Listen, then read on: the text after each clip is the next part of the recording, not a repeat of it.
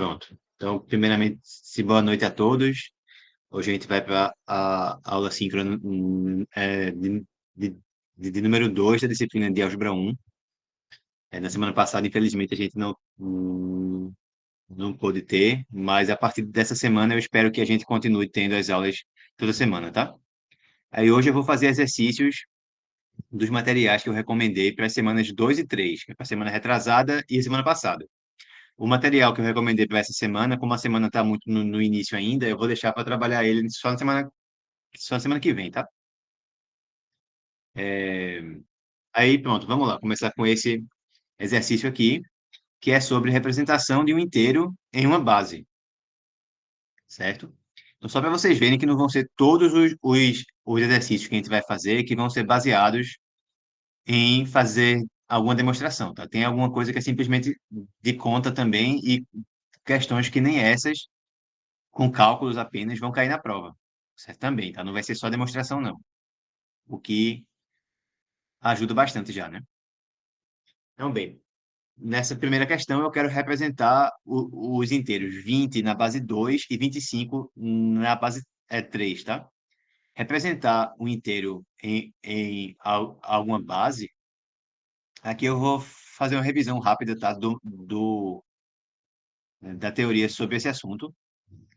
Normalmente a gente tem alguma base, geralmente a gente chama de B, tem que ser algum inteiro maior que um, certo? Natural, né? E quando a gente representa ele nessa base, é o equivalente da representação decimal. Então, tipo, imagina que eu tenho o número 1527, por exemplo.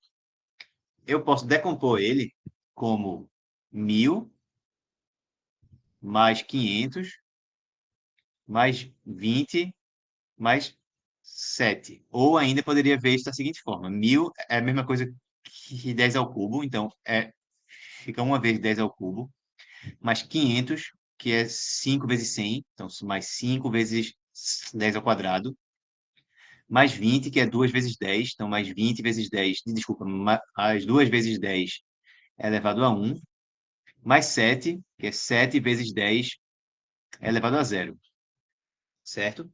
Então, aqui eu tenho potências simplesmente da minha base, e aqui na frente eu tenho esses coeficientes que são os dígitos na minha base. Esses dígitos são sempre números naturais também, no mínimo zero e no máximo um a menos do que a base. Então, se a base for 10, esses dígitos que aparecem aí podem ser no mínimo zero e no máximo 9, tá bom? E o dígito da maior potência que aparecer não pode ser zero, certo? Eu não poderia começar aí com zero vezes 10 à quarta, mais uma vezes 10 ao cubo, mais 5 vezes 10 ao quadrado e assim por diante. Eu não posso começar com zero na potência mais alta, mas eu posso ter zeros em outras potências intermediárias, tá?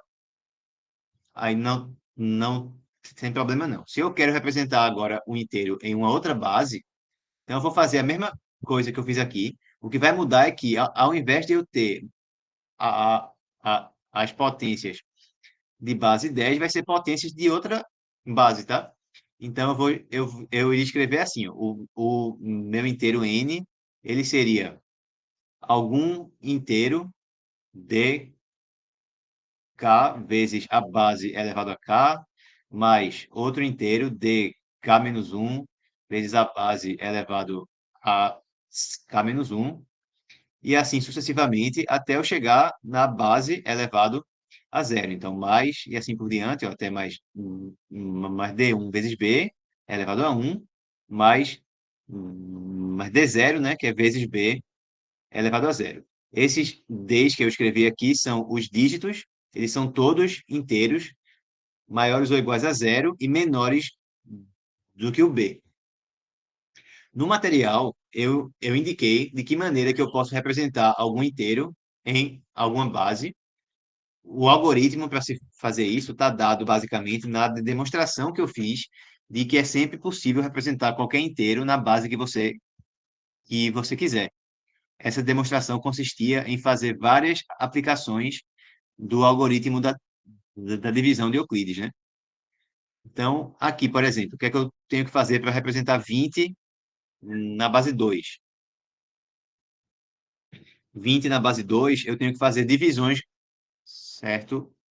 Do inteiro n, que é 20 aqui, pelo elemento da minha base. Então, vamos lá. Eu divido 20 por 2, faço a divisão inteira, tá? Aí eu vou ter quociente 10, certo? E resto zero. Aí continuo. Eu sigo enquanto esse quociente aqui continuar maior do que a base, ok? Esse que é o algoritmo. Então, agora eu divido 10 por 2. 10 por 2 vai me dar quociente, certo? 5 e resto zero também. 5 ainda é maior que 2, então eu continuo a minha divisão. Eu faço 5 dividido por 2, isso dá 2, com o resto 1.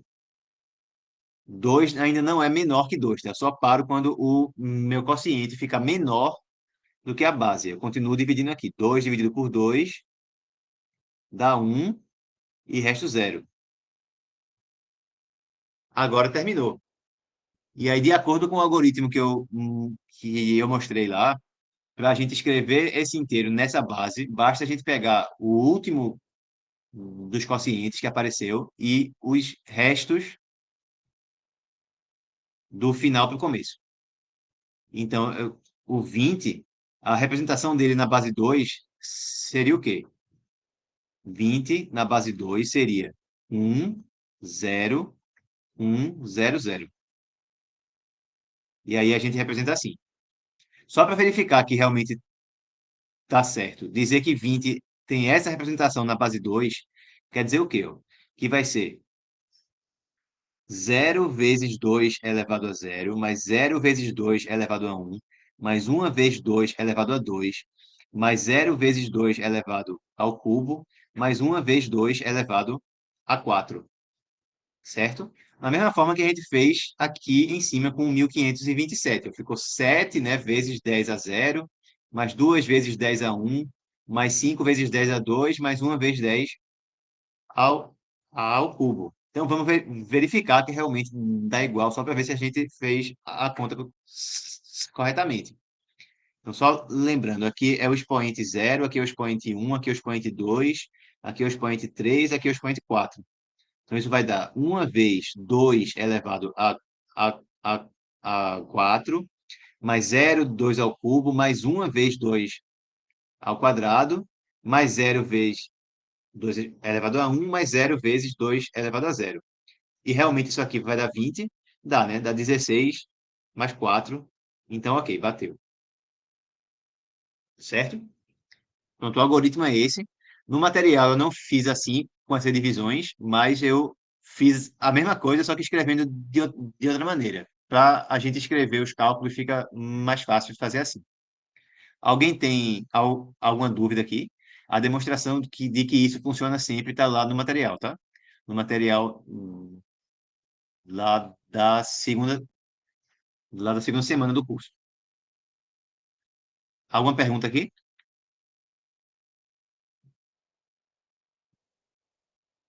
Para mim tá ok, pessoal. Beleza. Então vamos pro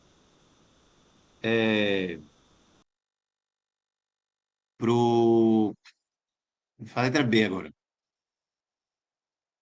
Letra B é a ideia análoga. Eu só tenho que fazer agora as minhas divisões de 25 por 3, que é a base agora, né?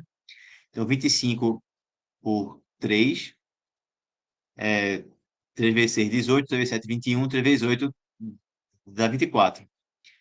E dá resto 1. 8 não é menor que 3, então a gente segue fazendo a divisão. 8 por 3 dá 2. 2 vezes 3 dá 6, resto 2. 2 é menor do que 3? Então acabou. Aí a representação vai ficar como? Eu pego o último quociente e os restos do final para o começo. Então, 25 vai ter representação na base 3, dada por 2, que é o meu último quociente, 2, que é o último resto, e 1, que é o outro resto que eu tinha, certo? Só para checar que está certo, como que eu faço isso? Eu tenho que ver os expoentes, né? Esse expoente aqui corresponde ao expoente 0, aqui é o expoente 1, aqui é o expoente 2. Então, se isso realmente estiver certo, 25 vai ter que ser igual a 2 vezes 3 ao quadrado, mais 2 vezes 3 elevado a 1, mais uma vez 3 elevado a 0. E dá, isso aqui vai dar 2 vezes 9, mais 2 vezes 3, mais 1, né? 18 mais 6, mais 1. 18 mais 6 dá 24, mais 1 dá 25. Então, beleza, realmente tá tudo ok. Então, tranquilo, né? Só fazer divisões, certo?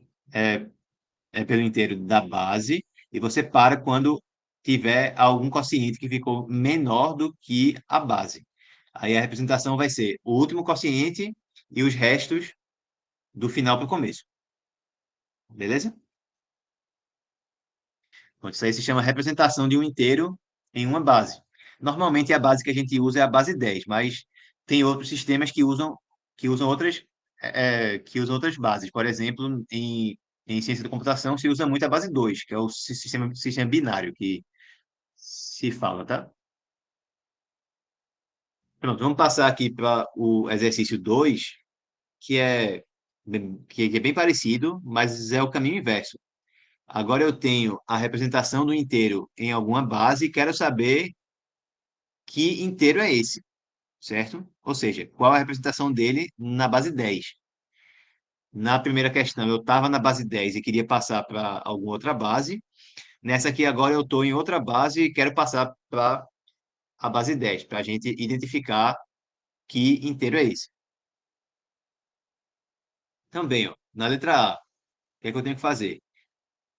Esse número, não digo que é 10, não, tá? É um zero na base 2. Isso aqui significa o quê? Esse cara aqui tem expoente 0, esse cara aqui tem expoente 1. Então, representando na base 2, isso vai ser 1 vezes 2 elevado a 1, mais 0 vezes 2 elevado a 0. Então, isso aqui dá um 2, certo? Esse número aqui é 2 na base 10. Existe um- uma frase do pessoal que estuda sistema binário que diz que existem, é assim, ó, existem tipos de pessoas. As que entendem binário e as que não entendem, tá? Porque esse 10 aqui não é 10, é um zero na base 2 que é 2. Então, existem, na verdade, dois tipos de pessoas, as que entendem binário e as que não entendem. É uma piadinha que o pessoal de ciência da computação faz. Agora, letra B. 1 na base é 3. Então, é a mesma ideia. Esse 1 é o quê? Não é 11 não, tá? O primeiro 1 vai com expoente 0, o segundo 1 vai com expoente 1. Então, isso aqui vai ser 1 vezes 3 elevado a 1, mais 1 vezes 3 elevado a 0. Então, dá 3, que veio daqui, mais 1, que veio daqui. Isso aqui é 4. E uma maiorzinha agora, que é um pouquinho mais difícil, mas também é a mesma ideia. 2, 2, 0, 1 na base 4. Como é que fica isso? Então, aqui eu tenho o expoente 0, aqui eu tenho o expoente 1, aqui eu tenho o expoente 2, aqui eu tenho o expoente 3. Então, isso aqui vai ficar 2 vezes 3, 3 não, desculpa, 4 elevado a 3, mais 2 vezes 4 elevado a 2, mais 0 vezes 4 elevado a 1, mais 1 vez 4 elevado a 0. Então, pronto, 4 ao cubo dá 16 vezes 4 dá 64. 4 ao quadrado dá 16. Aqui dá 4 e aqui dá 1. Então vai dar 2 vezes 64, 128, mais 2 vezes 16, que é 32, mais 0. mais 1. 128 mais 32 dá igual a 160, mais 1 dá 161, tá? Aí no material tem outros exercícios sobre isso. No material tem outros exercícios sobre isso, tá? E vocês vejam se vocês conseguem fazer depois. José Felipe perguntando aqui se sempre vai contar de trás para frente, começando por zero. É, porque é a mesma ideia de quando a gente representa na base 10, ó, que eu tinha escrito aqui em cima com esse 1527. Vamos ver outra da representação, por exemplo. Se eu tivesse 21.498. Aí, pronto, o que é isso? É igual a 20.000, que é 10.000, né? 2 vezes 10 a quarta, mais 1.000, que é uma vez 10 ao cubo, mais 400, que é 4 vezes 10 ao quadrado, mais 90, que é mais 9 vezes 10 elevado a 1, mais 8, que é 8 vezes 10 elevado a zero. Tá? Então, você vai aqui, ó, expoente zero, aqui expoente um, aqui expoente 2, aqui expoente 3, aqui expoente 4. Certo? É a mesma ideia, só mudei qual é a base. Tá? Mas funciona do mesmo jeito. Ok? Pronto. Então, você só está representando o inteiro em uma base diferente. Mas a ideia da gente escrever desse jeito é a mesma coisa, tá? Só que ao invés de eu estar decompondo ele como potências de 10, estou decompondo ele como potências de alguma outra base. Nada me impede de fazer isso, tá? E em determinadas situações é mais interessante trabalhar com outras bases. Tem sistemas também que trabalham com hexadecimal, que é base 16, por exemplo. Tá certo? Tá bom? É, Vamos passar aqui para a questão seguinte, que já fala agora sobre relações. As relações vão ser importantes em alguns momentos aqui da disciplina, principalmente relações de equivalência, mas também relações de ordem parcial. No material lá eu mostrei como representar relações utilizando alguma tabela. Só existem algumas pessoas que entendem as demais bases, exceto computação. Só entendem base 2 realmente. Tem razão. E vamos ver aqui, ó. Eu tenho um conjunto A, formado pelos elementos A, é, é, B, C e D, e eu tenho algumas relações nele. O que é uma relação? Uma relação é um subconjunto do produto cartesiano. No caso, como a relação em A é um subconjunto de A cartesiano A. Tá? Então, ele é formado por os elementos da relação são pares ordenados, em que o primeiro elemento está em A e o segundo está em A também. Eu podia ter uma relação de um conjunto A em um conjunto B, aí os elementos seriam pares, onde o primeiro cara está em A e o segundo é um elemento do conjunto B, tá? Mas aqui, no caso, eu só tenho o mesmo conjunto, então os dois caras vão estar no conjunto A, beleza? Então, vê. Eu quero representar isso aqui, primeiramente, usando al- alguma tabela. Vamos começar com a letra A. Então, vamos fazer assim, ó. Vamos colocar aqui A, B, C e D. E aqui também A, B, C e D. E vamos marcar um X se o par pertencer à minha relação. E não vamos marcar nada se ele não pertencer. Então, por exemplo, aqui eu tenho o par A e A. Ou pode falar, Júlio, diga. Esse aqui é da semana 2. Mas na aula hoje a gente vai fazer coisas da semana 2 e 3, tá? Mas mais da 2. Mas no final vai ter algumas coisas também da 3. Então, vê, o par AA ele está na relação. Então, a gente preenche aqui. AB tá também, então eu preencho aqui. BB tá também, então eu preencho aqui. C e D, tá?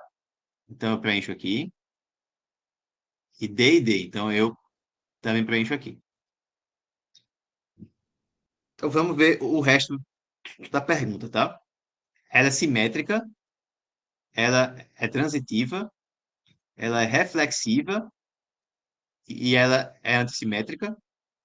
Então vamos relembrar aqui do material, tá? Quando que uma relação ela é simétrica? Simétrica ela é se qualquer elemento tiver relacionado com ele mesmo, certo? Ou seja, se o par x e x tiver na relação, qualquer que seja o elemento x do conjunto. Então, essa relação aí, ela é simétrica? Não, desculpa. É isso que eu tô falando, é se ela for reflexiva, desculpa. É flexível Simétrica é aí. outra coisa. Simétrica é o seguinte, sempre que o A está relacionado com o B, o B também está com o A, certo? Se eu tenho alguém relacionado com um, também está relacionado na ordem inversa. É é aquele negócio, por exemplo, se uma reta R é paralela a uma reta S, a reta S também é paralela à reta R. Eu posso trocar a ordem que continua valendo, tá? A relação de paralelismo tem isso, beleza? Na relação de ordem parcial eu já não tenho, por exemplo, 2 é menor que 3, mas 3 não é menor que 2. Você só tem de um lado. Se você tiver de um lado, não tem como ter do outro, tá bom? Por causa da tricotomia, né, que a gente tinha falado antes. Mas simétrica é isso. Sempre que tem um cara A, X, relacionado com um cara Y, nessa ordem, o Y também está relacionado com o, o X. Como faz para marcar o X na tabela? Você marca o X se o par tiver na relação. Por exemplo, eu vou marcar aqui o X. Eu só marco aqui o X se o par C e A estiver na relação. Ele aparecer no conjunto aqui. Mas ele aparece? Não. Então eu não marco esse elemento aqui, tá? Por que que a gente marcou esse aqui, por exemplo? Eu marco esse aqui se o par AB nessa ordem estiver na relação. E ele tá? Tá. Aí beleza. Ok, tá claro?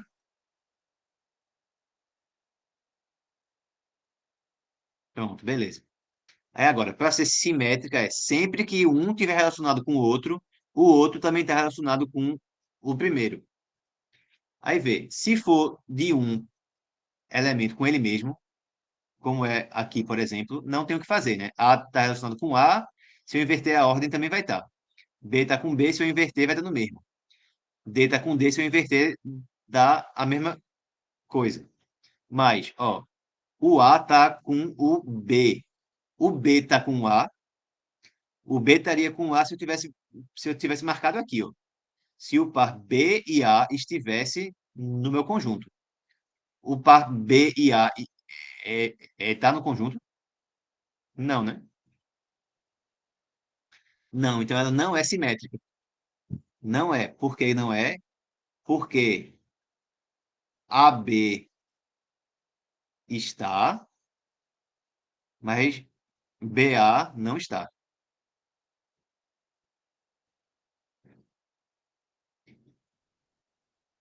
O primeiro elemento do par é o da vertical. Isso, é o que está do lado esquerdo e o segundo é o que está em cima. Beleza? Em termos de como que eu marquei na minha tabela, para ela ser simétrica, uma forma fácil de visualizar é se a minha tabela for simétrica em relação à diagonal. Ou seja, tudo que eu marcar acima da diagonal, eu também marco embaixo. Então, esse x aqui que eu marquei em cima, esse x que eu marquei aqui, eu também tinha que marcar aqui, para que ela fosse simétrica. Da mesma forma, esse x que eu marquei aqui, eu também tinha que ter marcado aqui embaixo, para que ela pudesse ser certo, para que ela pudesse ser uma relação simétrica. tá? Então, uma forma fácil de ver se ela é simétrica, tendo a tabela, é ver se vale isso, se a tabela que eu desenhei ela é simétrica em relação a essa diagonal principal aí. Agora, vamos logo para outra mais fácil, se ela é uma relação reflexiva. Reflexiva é aquilo que eu tinha falado. O cara está sempre relacionado é, a, a ele mesmo. Por exemplo, eu digo que uma reta é paralela a ela mesma, eu digo isso, tá?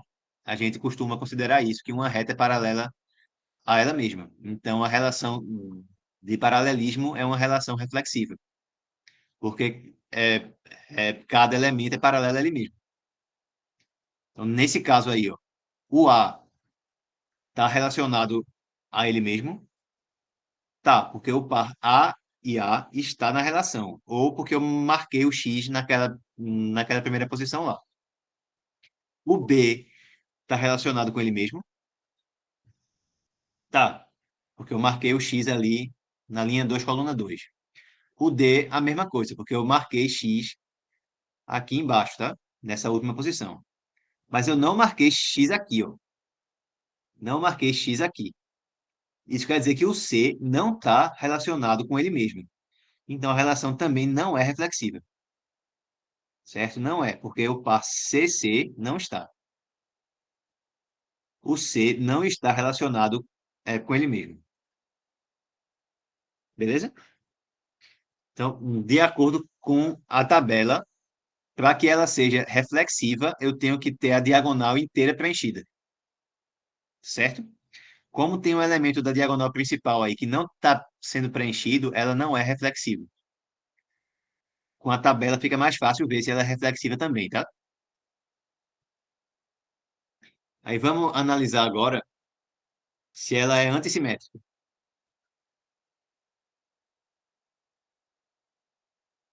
Ponto antissimétrica não quer dizer que é o oposto de ser simétrica, não, tá? Ser antissimétrica é o seguinte, é que nem relação de ordem. Relação de ordem menor ou igual, que a gente discutiu na aula anterior até. Se eu tenho que A é menor ou igual a B e B é menor ou igual a A, então eu posso concluir o quê? Que os dois são o quê? São iguais, né? Posso concluir que os dois são iguais.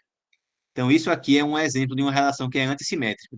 Se A está relacionado com B e B está relacionado com A, é porque eles são iguais. Ou seja, se eu tenho AB e BA na relação em algum conjunto desse aqui, é porque os dois são iguais. Eu não posso ter as duas coisas com elementos distintos, tá certo? Então, por exemplo, o par B e A, ele está nessa ordem, tá? Que aqui é tudo par ordenado, então a ordem importa aqui. O B e A nessa ordem não está. O A e B nessa ordem está, tá certo? Então, tá, tudo bem. O que é que não pode acontecer? É eu ter dois pares simétricos na relação com elementos diferentes. O C só seria marcado. Tu tá falando desse aqui, né? Tu tá falando se eu marcaria aqui.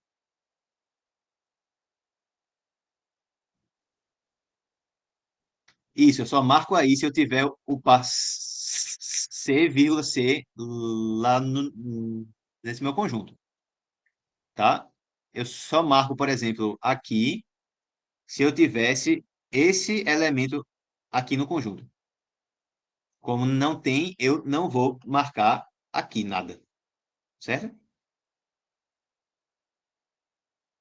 Então, para ser antissimétrica, eu não posso ter elementos distintos com os pares simétricos pertencendo. Então, em termos da minha tabela, de novo, eu não posso ter. posições simétricas em relação à diagonal principal, as duas preenchidas ao mesmo tempo, tá? Eu não posso ter aqui essas duas aqui ao mesmo tempo preenchidas. Não posso. Se eu tivesse, ela não seria antissimétrica. Por quê? Eu teria elementos distintos, AB e BA, eles estariam na relação com A e B diferentes. Não pode. Se for antissimétrica, só pode ter esses dois se os dois carinhas aqui eles forem iguais. Então não tem como ser antissimétrica aqui porque eu não tinha preenchido. Então, em termos da minha tabela, vai ser antissimétrica se acontecer o quê? Não tiver posições simétricas em relação à diagonal preenchidas ao mesmo tempo, tá? Não posso ter posições simétricas em relação à diagonal preenchidas ao mesmo tempo. E eu realmente não tenho. Onde eu tenho preenchido fora da diagonal, só está preenchido de um lado, não está preenchido do outro. Beleza? Então ela é realmente antissimétrica. Ela é. Beleza? Ela não seria, por exemplo, se eu tivesse marcado aqui e aqui. Aí não seria, porque eu teria duas posições simétricas com relação à diagonal preenchidas ao mesmo tempo, com elementos diferentes, né? Seria D e A e D. E A e D são elementos diferentes, ok? Então, não posso ter posições simétricas da diagonal ao mesmo tempo preenchidas. Se eu preencher uma, eu não posso preencher a outra que é simétrica. Se eu não preencher nenhuma, tudo bem. Agora, se eu preencher uma, eu não posso preencher a outra. Ok. E agora, transitiva. O que é uma relação transitiva? Transitiva é aquela coisa, por exemplo, digamos que eu tenho mais uma vez relação sobre paralelismo de duas retas. Se a reta R é paralela à reta S e a reta S é paralela à reta L, eu posso afirmar que a reta R, que é a primeira, é paralela à reta L, que é a última. Eu posso, né? Se a reta um é paralela à reta 2 e a 2 é paralela à reta 3, então a um é paralela à 3. Ou, por exemplo, outra coisa. Se um inteiro A é menor do que um inteiro B e B é menor que um inteiro C, então eu posso afirmar que A é menor que C, que o primeiro é menor do que o último. Beleza? O primeiro é menor que o segundo é menor que o terceiro, então eu posso afirmar que o primeiro é menor que o terceiro. Relação transitiva é isso. É que se Deixa eu escrever aqui. A transitiva é o quê? Se AB pertence, então, se AB e BC estão, então AC está. Então, se esses dois estão relacionados, se o primeiro está com o segundo e o segundo está com o terceiro, então o primeiro também está com o terceiro. Relação transitiva é isso. Então, vamos verificar aqui na tabela se é. Nesse caso, basta eu olhar para os elementos que estão fora da diagonal, tá? É, por exemplo, o A está relacionado ao B. O A está com o B por causa desse X que eu marquei aqui. O B está relacionado com mais alguém, apenas com B, né? Então não vai ter o que fazer, porque eu sei que A, B e B estão, então A e B está, eu já sabia que estava. Eu só preciso fazer isso aqui, ó, se esse último elemento for diferente desse, ou se esse aqui for diferente desse, porque se for igual, não vai ter o que fazer, vai acontecer uma coisa redundante que nem aconteceu aqui. Pronto, outro caso, eu preciso olhar aqui para esse, por exemplo. O par C e D está. O D está relacionado com mais alguém, só com ele mesmo, né? Então não tem mais o que fazer. Não tem nenhum caso que eu precise verificar. Se não tem nenhum caso que eu precise verificar, então a relação ela é transitiva, sim.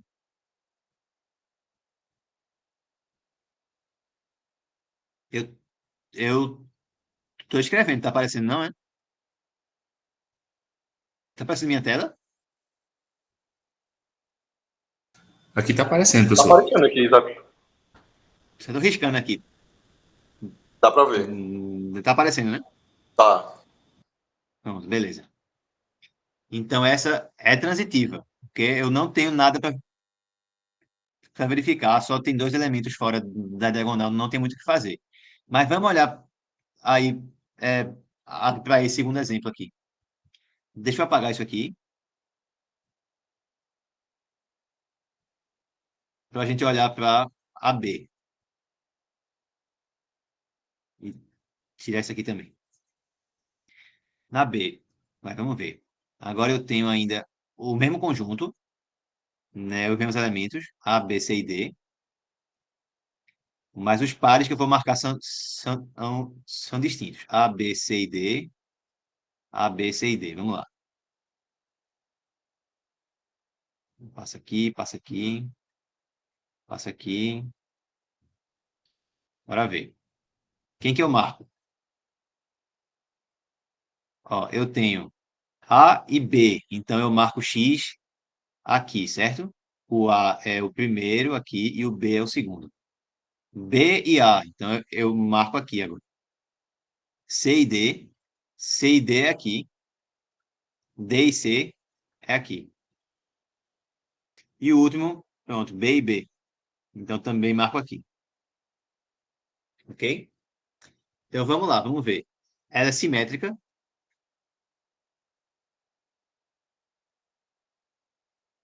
simétrica, reflexiva, antissimétrica e transitiva.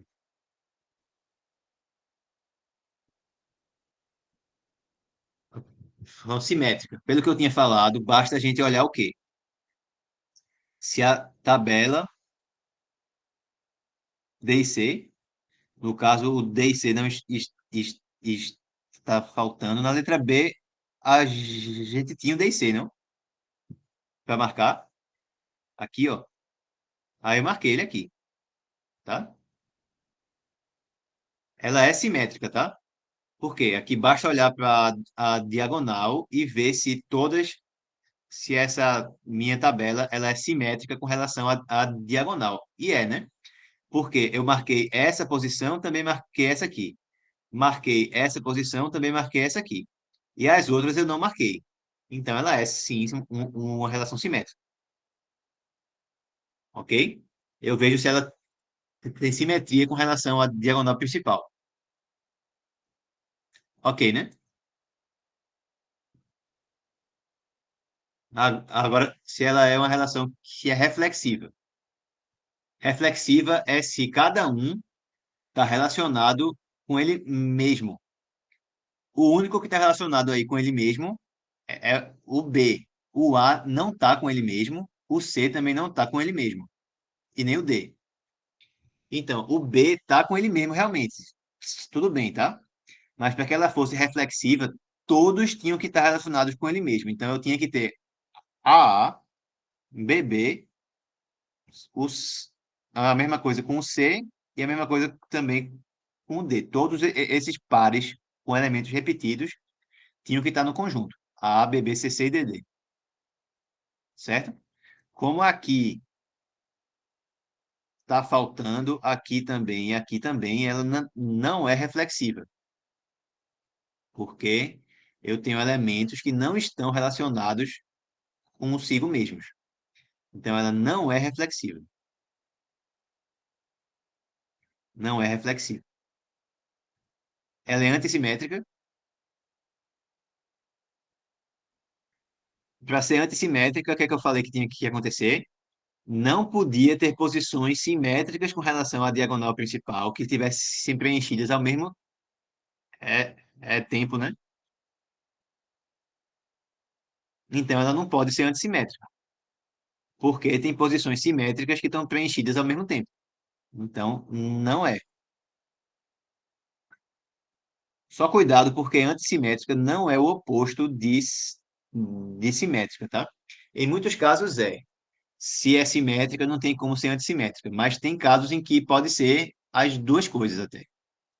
No material tem um exemplo, ok? E transitiva. É transitiva essa? E transitiva é aquele negócio. Se eu tenho um primeiro relacionado com o segundo e um segundo relacionado com o terceiro, então o primeiro também está relacionado lá com o terceiro. E isso vale aqui? Vamos lá. O B está ligado ao A, está relacionado ao A. O A está relacionado com quem? Somente com o B, né?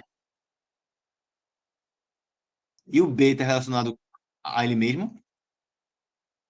Sim. Então, até aqui tudo bem. Eu tenho A com B,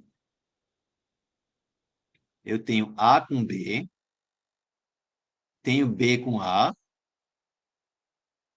Desculpa, o que eu tinha falado tinha sido o contrário. Eu tinha, é, eu tinha B com A com B, e então eu tinha B com B, tinha, tudo bem. Então, aqui ok. Mas, ó, eu tenho A com B, também, tenho B com A. Segue daí que o A está relacionado a ele mesmo? Não, né? Porque eu não marquei nada aqui. Então, ela não é transitiva. O A está relacionado com o B está com o A, mas o A não está com ele mesmo. Então, ela não pode ser transitiva. Se fosse transitiva, o que vale do primeiro com o segundo e vale do segundo com o terceiro, também tem que valer do primeiro com o último, tá bom? Que não vale aqui, porque o A não está com ele mesmo ele estando com o B e o B estando com ele. Beleza? Então, ela não é transitiva. Da mesma forma, o C está com o D está com o C, mas o C não está com ele mesmo. Então, também não é transitiva por causa disso. Essa aqui também não é transitiva. Então, ela é apenas simétrica, tá? Não é nem reflexiva, não é antissimétrica, também não é transitiva. Aí no material tem outros exercícios para vocês tentarem resolver com essas ideias que eu passei aqui. Se vocês tiverem dúvida, coloquem lá no fórum que eu abri no Avatar. Tem um fórum de dúvidas lá. Vocês podem comentar lá qualquer coisa que vocês não tenham entendido. Que aí, assim que possível, eu respondo. Ou vocês podem mandar lá, ou vocês podem mandar por e-mail. Também pode ser. Ok? As relações mais importantes que a gente vai trabalhar aqui são as relações de equivalência. Relações de equivalência são aquelas que são, ao mesmo tempo, reflexivas, simétricas e transitivas. É o caso da relação de paralelismo entre retas que eu já mencionei algumas vezes na aula aqui. Uma reta é sempre paralela com ela mesma. Se uma reta A é paralela a uma reta B, então a reta B também é paralela com a reta A. E se a reta A é paralela à reta B e a reta B é paralela à reta C, então a reta A também é paralela à reta C. Isso aí é uma relação de equivalência, tá? Relações de equivalência são muito importantes na matemática, tá? A gente não fez nada com elas aqui nessa aula, mas na aula 3, né, no material da semana 3, a gente usa relações de equivalência para mostrar como que a gente pode obter o conjunto dos números racionais a partir do conjunto dos números inteiros, certo? Como conjunto das classes de equivalência. Aí vocês deem uma olhadinha lá no material depois. Mas vamos fazer aqui um exemplo que a gente vai demonstrar que uma certa relação é uma relação de equivalência. Então, considere a relação em n cartesiano n, segundo a qual o par AB está relacionado ao par CD, se somente se A mais D é igual a B mais C. Ou seja, eu estou dizendo que o par AB está relacionado ao par C e D, se somente se eu somar esse com esse, A mais D dá igual a B mais C. Então, eu quero demonstrar que essa relação é uma relação de equivalência. Então, eu tenho que mostrar que ela é reflexiva, simétrica e transitiva. Vamos fazer isso? Como que eu mostro que ela é reflexiva?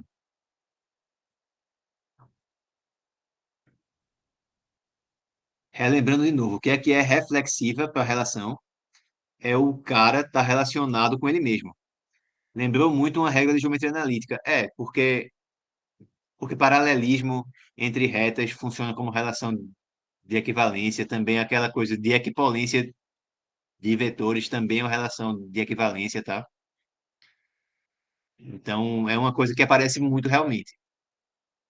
Então, quando que uma relação ela é reflexiva? De novo, relembrando, é quando cada elemento está relacionado com ele mesmo. Então, essa aqui vai ser reflexiva se o par AB tiver relacionado com o par AB, se cada par tiver relacionado consigo mesmo. Então, é verdade que AB está relacionado com AB, é verdade isso. Vai ser verdade se. Eita, vai ser verdade se acontecer o quê? Como é que funciona aqui? É se eu somo o primeiro do primeiro com o segundo do segundo e dá igual ao segundo do primeiro com o primeiro do segundo, tá? Se eu faço essa soma cruzada aí e dá igual. Então, aqui, o que é que eu tenho se eu fizer isso? Se eu somar o primeiro desse com o segundo desse, dá A mais B. E se eu somar o segundo desse com o primeiro desse, dá B mais A. Essas coisas são iguais. A mais B é igual a B mais A, se A e B são números naturais. Sim. Então, beleza, ela é reflexiva, certo? Porque se isso vale, é a mesma coisa que dizer isso aqui. É a mesma coisa que dizer isso aqui. É a mesma coisa, certo? Isso aqui vale, essa coisa aqui da esquerda vale. Se acontecer o quê? Se eu somar esse com esse e der igual a esse somado com esse aqui. E dá igual realmente, né? Porque a soma nos naturais, ela é comutativa. Então, ela é reflexiva. Deu certo, não teve nem o que a gente fazer aqui. Normalmente, a reflexividade e a simetria são mais fáceis. Aqui tem que fazer um pouquinho de conta. Normalmente, é a transitividade, certo? Mas, normalmente, também não é tanta conta assim, não, que tem que fazer. Vocês entenderam por que que essa aí é uma relação que é reflexiva? Porque qualquer par que eu pegar está relacionado consigo mesmo. Se eu somar A com B, dá igual se eu somar é, B com A.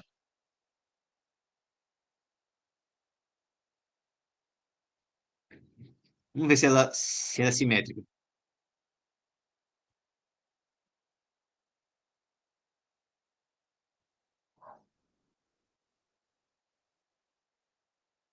Simétrica é o quê? Pelo que eu falei, né? Que se um elemento está relacionado com o outro, então o outro está relacionado com o primeiro. Se um está com dois, então dois está com um. Então vamos lá. Digamos que AB está relacionado com CD. Então, é verdade que vale essa relação na ordem invertida, que CD está relacionado com AB. Então, vamos lá. A nossa hipótese, ela é o quê? Que vale isso aqui, né? Dizer que vale isso é o mesmo que dizer o quê? Que se eu somar esses dois, dá igual se eu somar esses dois aqui. Então, A mais D é igual a B mais C. Isso aqui eu já sei que vale, tá? E o que é que eu quero verificar se vale? É se vale isso aqui. Dizer que vale isso aqui é a mesma coisa que dizer o quê? Que se eu somar esses dois, dá igual se eu somar esses dois. Será que é verdade isso? Então, eu tenho C mais B é igual.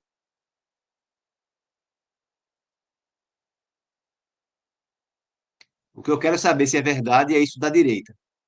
Isso da esquerda eu já sei que é verdade, tá? Esse aqui eu já sei que é verdade, esse aqui eu quero saber se é verdade. Então, sabendo que o da esquerda é verdade, eu posso afirmar que o da direita é verdade? Posso, né? Porque é a mesma coisa, eu só fiz inverter a ordem. Certo? C mais B é igual a B mais C, que é igual a mais D por causa do que eu tenho na direita, e A mais D é igual a D mais A, porque eu posso inverter a ordem na soma com os naturais. Então, sim, ok, ok aqui. Também é simétrica, beleza? Também é simétrica, porque eu posso inverter a ordem. Intransitiva.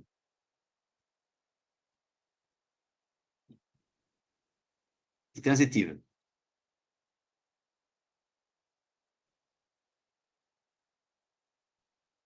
Transitiva é o quê? Se eu tenho o primeiro relacionado ao segundo e o segundo relacionado com o terceiro, então o primeiro está relacionado com o terceiro. Então vamos ver. Se AB está relacionado com C e D e esse aqui está relacionado a esse aqui, então o primeiro de todos, que é o AB, está relacionado com o último de todos, que é o EF. Então, tudo que está antes do então é hipótese, tá? Tudo que está antes do então é, posso usar nas minhas argumentações.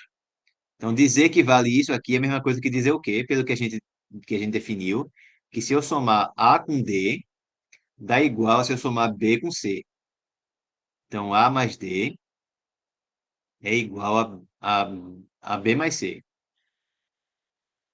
Isso aqui também é hipótese ainda. Então, eu sei que se eu somar C com F, dá igual se eu somar D com E.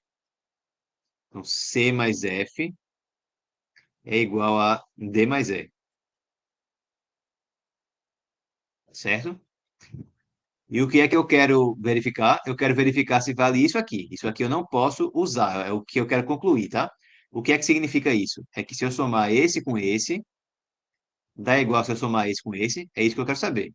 Se eu fizer A mais F, isso dá igual, interrogação, a se eu somar o B com o E. Então não tem nada óbvio ainda aqui por enquanto, né? Por quê? O que eu quero somar é A e F, mas o que eu tenho aqui, por exemplo, é uma soma do A com o D e do certo e do F com o C. Eu quero somar o A com o F. Então eu vou fazer o seguinte: eu vou pegar aqui e vou adicionar F de ambos os lados. Posso fazer isso? Posso, porque eu tinha uma igualdade e se eu somo a mesma coisa dos dois lados, continua igual, né? Então eu sei que, ó, eu vou seguir aqui em cima, tá? Eu sei que A mais D mais F é igual a B mais C mais F. Beleza, né? Mas, ó, quanto que vale isso aqui? Que é isso aqui, que aparece aqui também. É o mesmo que D mais E. Então, isso aqui é igual a B mais D somado com E. Aí eu fiquei com essa igualdade aqui, ó. A mais D mais F igual a B mais D mais E. Tem D somando dos dois lados, então eu posso simplificar ele. D com D aqui. E resta o quê? A mais F igual a B mais E. É o que eu queria demonstrar?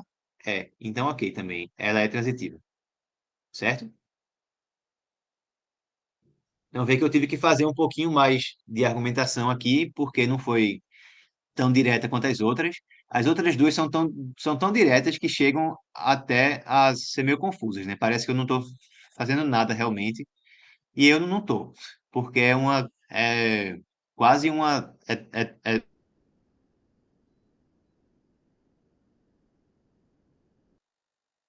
lógica. Parece uma coisa óbvia mesmo, tá? As duas primeiras, a reflexividade e a simetria, tá aí para esse exemplo. Fica até meio confuso. Mas a transitiva, realmente, eu tive que fazer alguma argumentação. Eu tive que adicionar o F de ambos os lados, cancelar o D, certo? Para chegar realmente no que eu queria obter, certo? Então, eu posso ter exemplos também de relações que eu preciso demonstrar que são relações de equivalência. Então, que elas são reflexivas, são simétricas e são transitivas. Vamos ver outro exemplo aqui que tem a ver com álgebra linear, tá? Sejam V um espaço vetorial e W um subespaço de V. Dados U e V em V no meu espaço vetorial, dizemos que U e V são congruentes módulo W, o que denota-se assim, certo? U é 3 barrinhas V módulo W. Se somente se U é menos V pertence a W.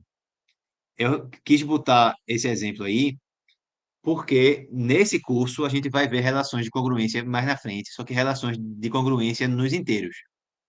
E a definição vai ser basicamente a mesma, vai ser quase a mesma definição, que no fundo, é análogo, tá? É idêntico. Então aqui eu digo que dois vetores, U e V, são congruentes módulo W, se a diferença deles estiver em W, se a diferença entre eles for elemento do subespaço W. Então, mostre que essa relação em V, que está definida assim, é de equivalência. Então, eu tenho que mostrar que ela é reflexiva, simétrica e transitiva. Vamos começar mostrando que ela é uma relação é, reflexiva.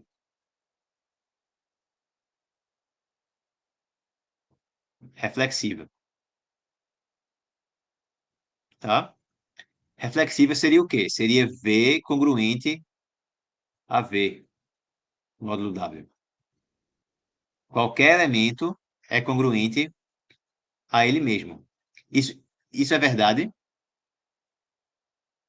Para que isso seja verdade, o que é que tem que acontecer? Ó, eu digo que U é congruente a V, módulo W, se e somente se a diferença entre eles está em W. Então, V vai ser congruente a V se a diferença aqui, V menos V, for elemento de W, mas V menos V é zero, é o vetor nulo. E W é um subespaço. Para quem já está lembrado de álgebra linear, o vetor nulo é elemento de qualquer subespaço vetorial, tá? Então, ok.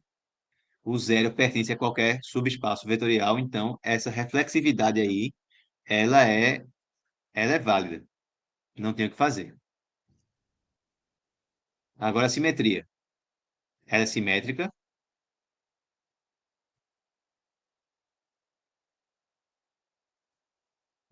É, alguém aqui ainda não fez a disciplina de álgebra linear? Oi, Eu Júlio, pode falar. eu não fiz não.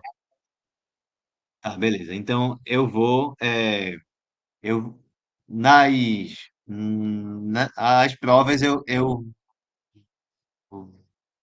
vou evitar colocar questões que envolvam álgebra linear, tá? Mas lá no fim da disciplina, vai ter uma parte em que a gente vai precisar falar sobre álgebra linear, tá? Porque vai ter uma parte sobre extensões de corpos, em que a gente vai ter que falar sobre base de espaço vetorial, essas coisas, mas aí eu posso revisar isso em Eu uma aula, tô tá? Para que não fique tão voando assim, eu certo? tô voando muito porque eu achei que ia ser álgebra linear, por isso que eu me Eu lembro que inscrevi. tu Só que essa falasse, eu álgebra lembro, é só do quarto período. Aí exato. eu tô sofrendo, viu, professor, nessa disciplina. Eu já li aqueles textos que o senhor coloca, eu pesquiso na internet outras coisas, mas tá muito confuso para Pronto. mim. A álgebra Como, linear, ela não tem tanto a ver com essa não, tá? Então, se tu fizesse álgebra linear, não ia te ajudar tanto no que a gente está vendo até aqui. A única coisa que ia ajudar especialmente é na abstração, porque já é uma cadeira a mais abstrata que você fez antes, tá? Que a álgebra linear já é uma hum, cadeira um pouquinho mais abstrata que geometria analítica e cálculo, por exemplo. Então, nesse nível aí, ela ia ajudar na questão de maturidade matemática, que você ia estar mais com uma bagagem maior, mas os conteúdos específicos mesmo não iam ser tão úteis agora, eles vão ser úteis mais lá para o final mesmo, Entendi. beleza? Certo, mas ainda tá muito confuso. Eu vou Certo. continuar vendo e é porque é assim, por exemplo, as atividades, você entende, é como se eu falou, são coisas que são perguntadas que é como se você soubesse que é óbvio que existe, que é verdade, mas só que você não tem como responder isso a rigor que a disciplina quer. Por exemplo, quando Uhum. pergunta, tinha uma pergunta lá que você tinha, logo no comecinho, que você tinha que provar as propriedades de comutativa, distributiva e tal. Sim. Só que, sei lá, eu não sabia como era que eu ia fazer isso. Aí eu travo nisso. Então, mas não precisa saber como é que faz isso logo no início, né? Para isso que tem as aulas também. Tá, isso aí a gente vai fazer vários exercícios ao longo das semanas. Eu vou indicar outras questões para vocês fazerem também depois, tá? E aí, daqui para a prova, eu espero que vocês já estejam mais habituados com a forma de escrever. E também não vai ser apenas demonstração na prova, tá? Vai ter uma boa parte das questões que vai ser mais com conta mesmo, que nem aquelas do início aqui da aula de hoje, tá? Vai ser ou meio a meio com demonstração e com conta. Se não for meio a meio, vai ser tipo 60% com conta e 40% com demonstração, tá? Mas não vai ser só demonstração, não. Na pior das hipóteses, vai ser meio a meio, mas provavelmente vai ser mais para conta do que para demonstração. Tá certo, tá beleza. Muito obrigado, professor.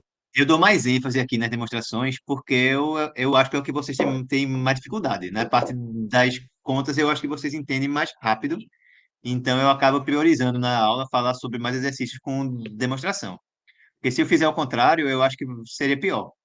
Se eu fizer mais coisa com conta e menos com demonstração, e aí chegar na prova que eu cobro meio a meio, aí eu acho que vai ser muito pior, porque a parte mais difícil foi menos trabalhada, tá? Verdade. Beleza, muito obrigado. Mas aí, qualquer coisa que não entender, assim, das demonstrações, mesmo se, se relendo elas, é, ou então é, tentando rever os vídeos aqui e tentando entender de novo o que é que eu fiz nas argumentações. Se quiser perguntar de novo, para eu explicar de novo lá no fórum ou no e-mail, tudo bem, tá? Não tem bronca, não.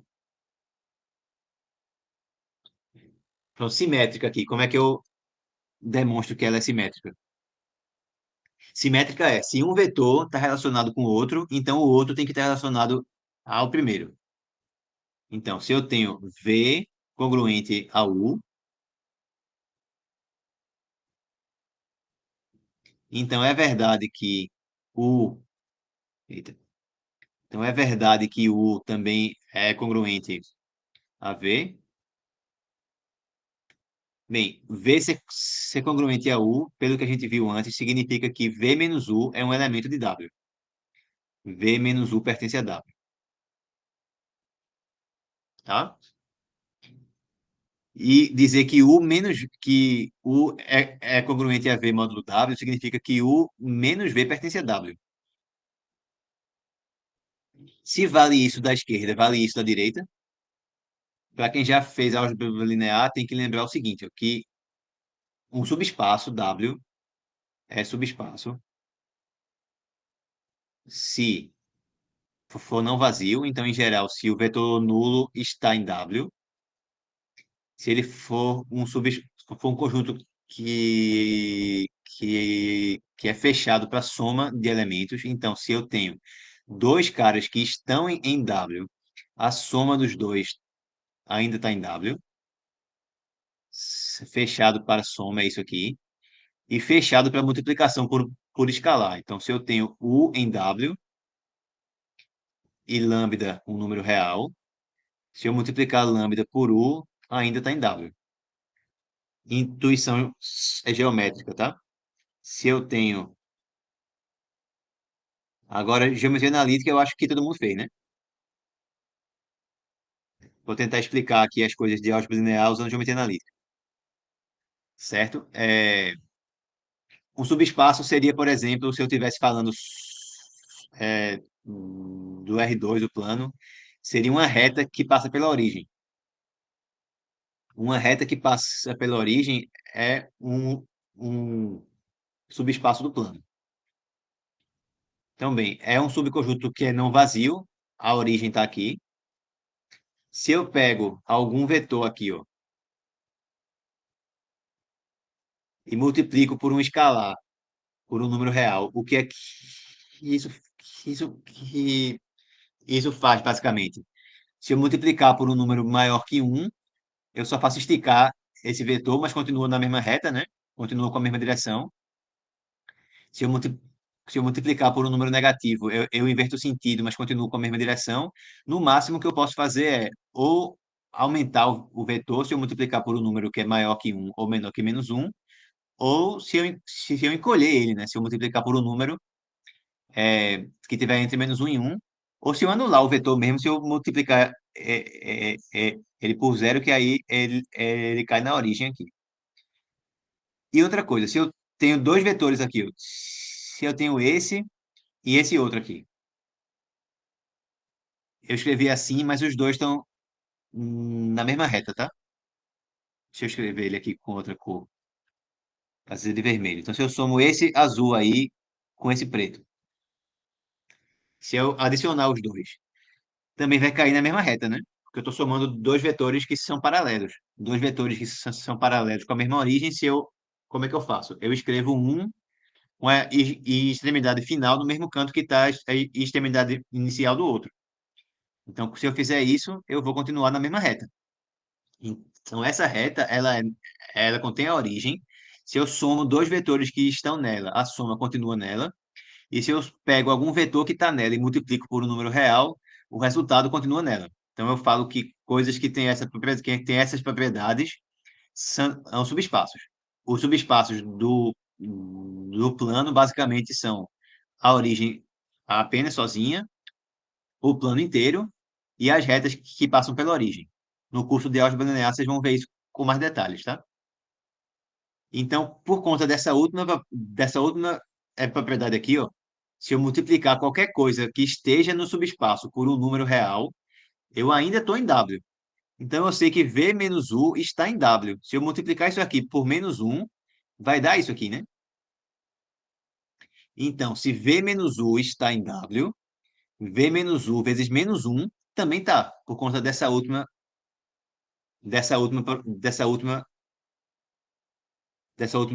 condição aqui.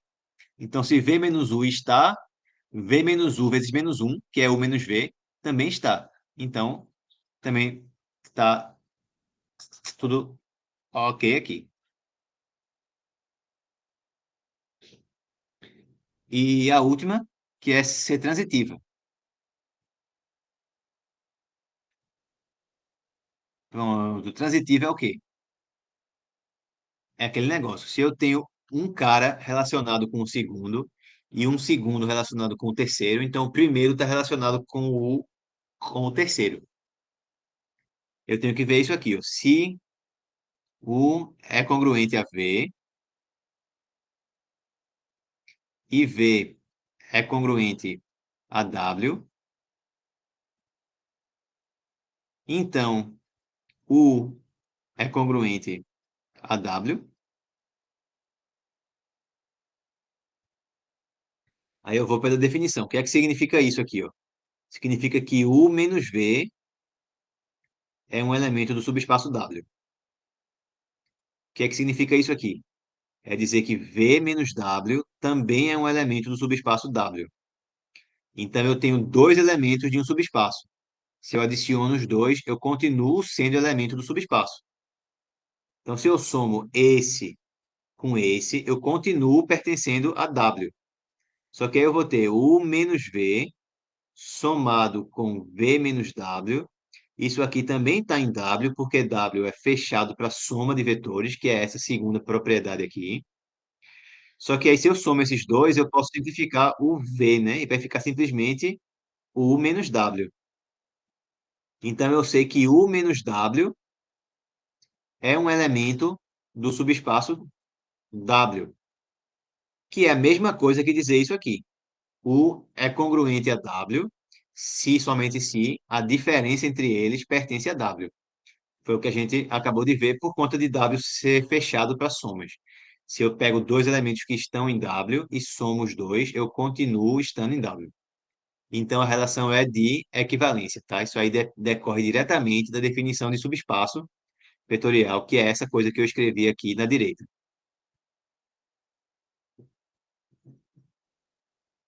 tá bom?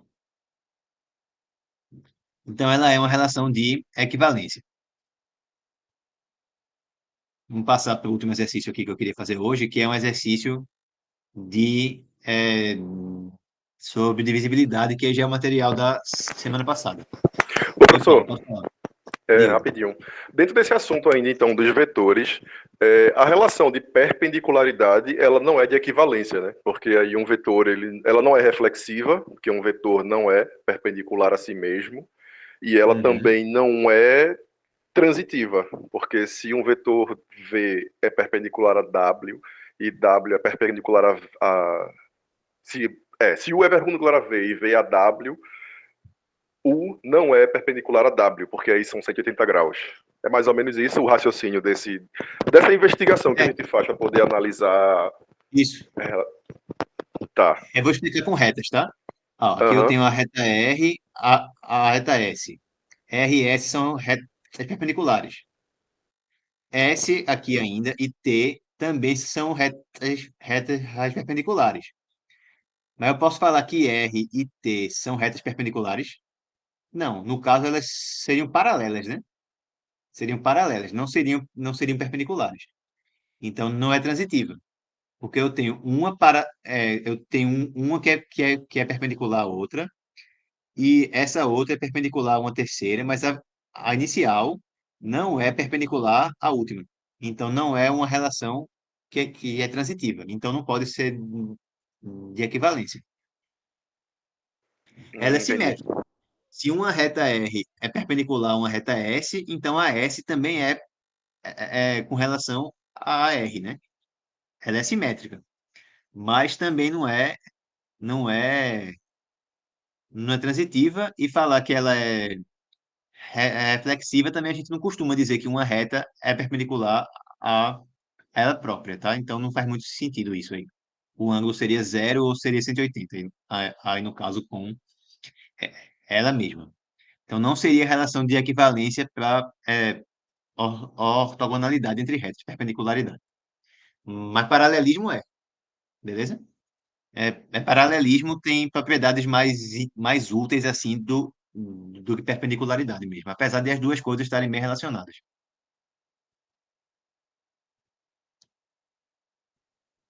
Na cadeira de Beleza. geometria plana também que vocês vão fazer depois, vocês vão estudar umas coisas também bem interessantes sobre paralelismo, tá? Sobre perpendicularidade, do ponto de vista mais abstrato mesmo, de não se preocupar tanto com fazer as figuras, tá? Mas se preocupar mais com as argumentações que estão por trás dos desenhos, né? Que às vezes a gente se convence com alguma explicação de geometria só com uma figura, mas uma figura não é uma demonstração.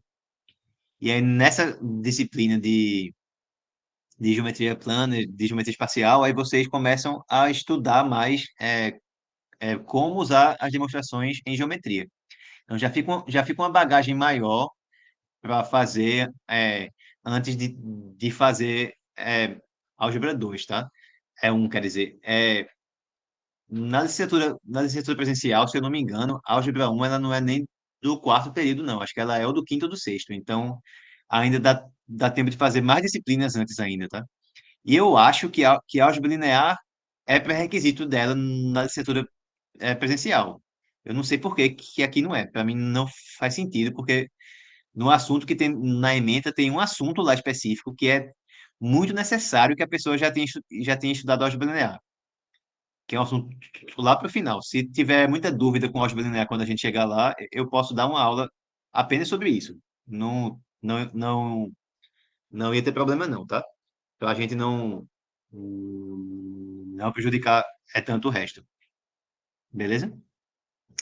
E só para finalizar aqui, que eu já estou mais ou menos passando da hora que eu queria ir. Essa última aqui, ó, essas duas últimas são propriedades sobre divisibilidade. Se A, B e C são inteiros, tais que A divide B e B divide C, prove que A divide C. Ó, então é uma relação que seria transitiva, né? É uma relação transitiva. O primeiro está ligado ao segundo, o segundo está ligado ao terceiro, então eu quero mostrar que o primeiro está ligado ao terceiro. Então, para a gente ver esse 3 aí, vamos passar qual que é o conceito de divisibilidade. Eu digo que A ele divide B se existe algum inteiro M tal que o B é igual a M vezes A. Então, se, por exemplo, 2 divide 10. Por quê? Porque 10 é 5 vezes 2. Tem algum inteiro que, se eu multiplicar 2, dá 10. Então, a definição de divisibilidade é essa, certo? Então, eu digo que A é, é, divide B se tiver alguém que multiplicando A der B. Alguém inteiro, tá? Todo mundo aqui é inteiro. Então, o que é que eu sei? Eu sei que A divide B e B divide C. Ou seja, existem inteiros M e N, tais que o quê? Se eu multiplicar o A por M dá igual a B, e se eu multiplicar o B por N dá igual ao C.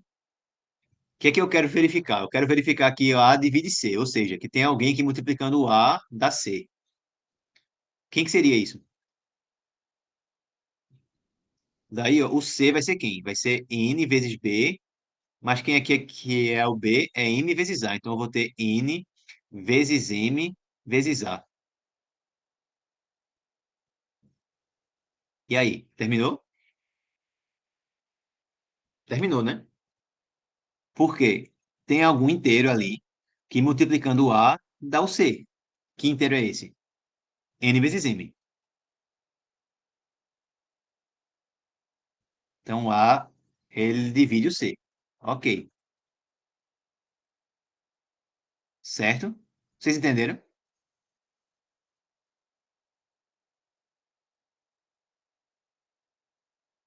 Eu provei que essa relação de divisibilidade é uma relação transitiva. Lá no material tem uns exercícios lá que pede para mostrar também, basicamente, que ela é simétrica e que ela é reflexiva.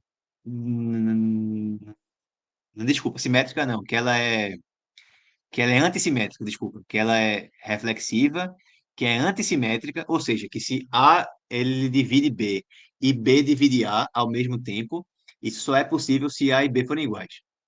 Então, mostrar que ela é reflexiva, que ela é antissimétrica, e já está demonstrado aqui que ela também é transitiva.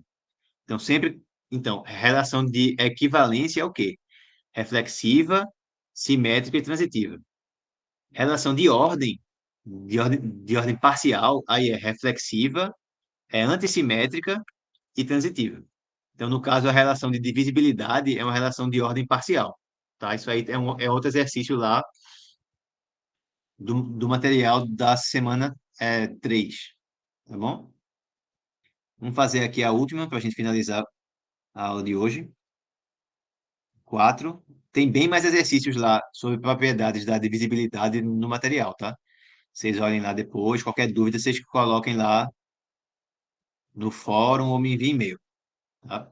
Então, ó, se A, B, C, M e N são inteiros, tais que C divide A e C divide B. Então, mostre que C divide MA mais NB. O que é que significa dizer isso aqui? Eu quero mostrar que existe algum inteiro que, multiplicando C, dá isso aqui, tá? Tenho que achar alguém que multiplicando C dá igual a MA mais NB. Então, das hipóteses da gente, eu tenho que o C divide A e C divide B. Ou seja, de novo, existem inteiros M e N, tais que, multiplicando o C por M dá igual a A. Então, A é M vezes C. E multiplicando o C por N dá o B. Então, B é N. Eita, M não foi uma escolha muito boa, não, aqui, né? Porque M já era outra coisa ali. Então, vamos fazer assim: existem inteiros R e S, tais que se eu multiplicar o C por R dá A, e se eu multiplicar o C por S dá B. Tá bom? Eu, é, eu mudei as letras aí porque o M e o N já eram outras coisas, tá? Já eram outras coisas ali em cima do enunciado. Então eu vou usar RS ao invés de, de MN aqui para a gente não se confundir. Ok, então eu quero mostrar que existe alguém que multiplicando C dá MA mais NB. Então quem é que seria MA mais NB?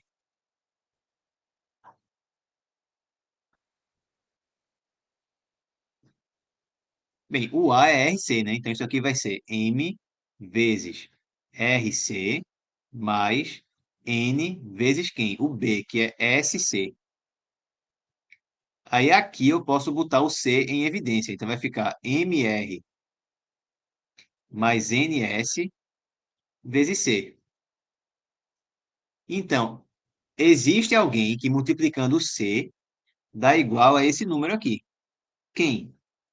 Esse cara aqui. Então eu tenho divisibilidade. Eu tenho que o C divide MA mais NB. Enfim, acabou. Certo? Essa parte aqui foi mais direta, né? Vocês tentem fazer os exercícios sobre divisibilidade que tem no material da semana passada. Qualquer coisa, se vocês tiverem dificuldade ainda, a gente pode retomar eles na semana que vem, tá? Ou então fazer mais questões sobre relações de equivalência, se vocês quiserem. Vocês só me avisem no, lá no fórum, tá bom? Que aí eu já deixo algo preparado para a próxima semana para a gente trabalhar, certo? Aí na semana que vem a gente volta nesse mesmo horário também. De 15 é, para as 7, tá certo? Faz mais exercícios da semana 4. E se precisar também alguns da 2, da 3 ou até da 1, não tem problema não. Ok? Alguma pergunta aqui ainda? Ou eu posso finalizar a gravação? Ô, professor, só uma pergunta. Diga. Inclusive pegando o link de um slide que tinha lá no material de geometria analítica, e tudo isso que o senhor estava falando sobre divisibilidade, porque eu sempre tive um pouco de dificuldade de entender assim exatamente o que é divisão. Mas aí no slide dizia assim, né, falava um pouco sobre, era uma revisão sobre relações e tinha a definição de que uma relação de equivalência, ela particiona um conjunto em duas classes Uhum. de equivalência. Eu acho que era mais ou menos isso. Então, na Ela verdade, particiona. Sim, fala. aí então é uma divisão no final, assim, da construção, a partir dos inteiros até os racionais, porque aí os racionais é que você consegue dividir as coisas. Então, a divisão seria isso, seria uma classe de equivalência que particiona o conjunto dos inteiros. Eu acho que eu confundi, mas Os eu acho que o números, senhor entendeu mais ou menos. foi entendi. Os números racionais, eles são formados por uma relação de equivalência a partir dos inteiros, sim, tá? Tem isso explicado no material que eu botei para semana 3, tá certo? Semana 3, né? Tá explicado lá, beleza? Aí você define uma relação de equivalência nos inteiros, que é essencialmente, tipo, você diz que duas frações são iguais quando o quê? Quando o produto dos meios é igual ao produto dos extremos aqui, né? Isso aqui, tá? Só que aqui eu não olho exatamente como frações, eu olho como pares de inteiros e digo que eles são equivalentes se vale isso. No caso, o meu segundo elemento aqui não pode ser zero, né? Que é o divisor, que é o denominador, quer dizer, desculpa. Então você coloca essa relação de equivalência nos inteiros, no caso, no conjunto inteiros, cartesiano inteiros menos zero, tá? E aí, a partir das classes de equivalência dessa relação, você define os racionais. Os elementos dos racionais são as classes de equivalência que tem aí para essa relação. Dá uma olhada lá no material da semana 3 que lá está feita a construção dos racionais a partir dos inteiros, tá? Eu mostro todas as propriedades de que a relação ela é reflexiva, simétrica, que é transitiva, provo algumas propriedades dos racionais, que a soma é comutativa, que a soma é associativa, que o produto é, é, é comutativo, associativo, que distribui, tudo isso, tá? Dá uma olhadinha lá. Mas a ideia das relações de equivalência é isso mesmo, é que as classes de equivalência formam uma partição do conjunto, ou seja, que duas classes quaisquer ou são iguais ou são disjuntas, ou tem tudo em comum ou não tem nada em comum, certo? E essa aí é outra construção importante aí da matemática. Tem muita coisa que é construída a partir de relações de equivalência.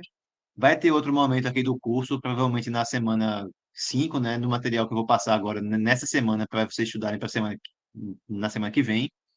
Já vai ter outra relação de equivalência também, tá? Que é para construir o anel dos inteiros módulo algum inteiro, tá? Que vão falar sobre congruências e tal, que é parecido com esse exemplo que eu fiz aí com espaços vetoriais, tá certo?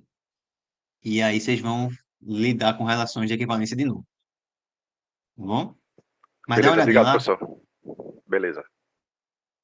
Pronto. Eu vou finalizar a gravação aqui, tá? Se vocês tiverem mais alguma pergunta, a gente também pode conversar após o final, certo?